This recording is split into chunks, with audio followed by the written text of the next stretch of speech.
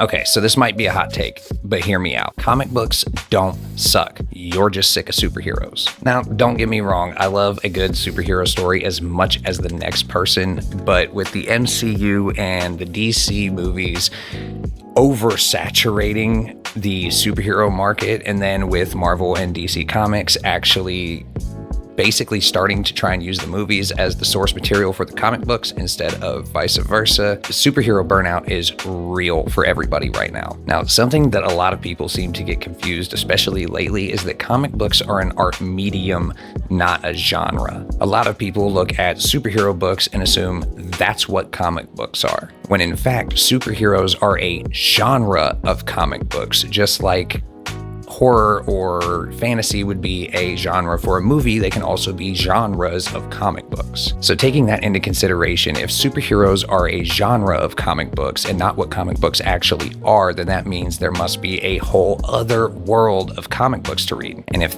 that is what you're looking for, then you need to go over to the world of indie comics. And those genres of indie comics can be as varied and as diverse as movie or TV genres are. Now, one slight difference is how specific comic book genres can be. So let me give you some examples of what I'm talking about. Now, everybody knows what horror is, for example, but within the horror genre, there is also a multitude of subgenres. And some examples of those would be like body horror, psychological horror, or just gore fests. So think of a genre as like a starting point with a bunch of other layers underneath that. Now, obviously, there's way more out there than just horror books, especially when it comes to indie comics. Another good example would be the science fiction genre, where you have all kinds of subgenres ranging from hard science fiction to space operas. The list is endless. Now, if you're wondering, hard science fiction would be stories that focus on the technology of the story. So like the major plot point is the technology. Whereas with a space opera, think Star Wars. Storytelling on a grand, massive scale. And then on the other side of the coin, you can find things that are nonfiction. And those can range from everything from autobiographies, true crime events, or documentary style comics. So really, when it comes to indie comic books, no matter what your taste is, there's something you can find for yourself. Now, if this is your first time venturing away from superheroes and into indie comic books, it can be kind of overwhelming like it was at the beginning with superheroes. There are 1,000 or so covers to choose from on the shelf every week. There's different genres and stories and authors and artists that you've never heard of.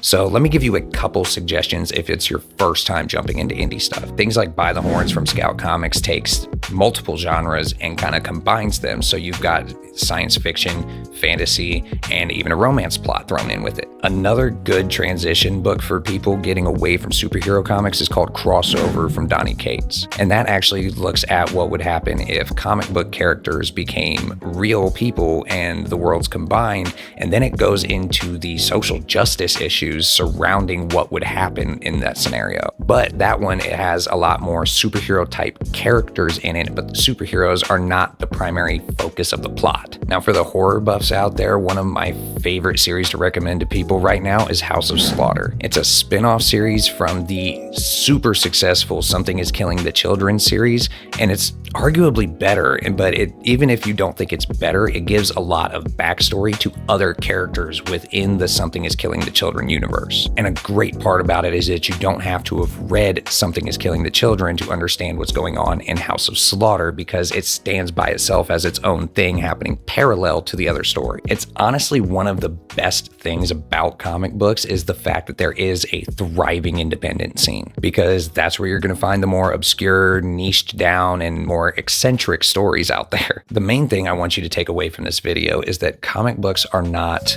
a genre. They are a medium for an art form. They take a visual art form, combine it with a written narrative, and give you a form of storytelling that you really can't get from any other media. So the next time you either hear somebody say, or you yourself are thinking comic books just suck lately, just remember, comic books don't suck.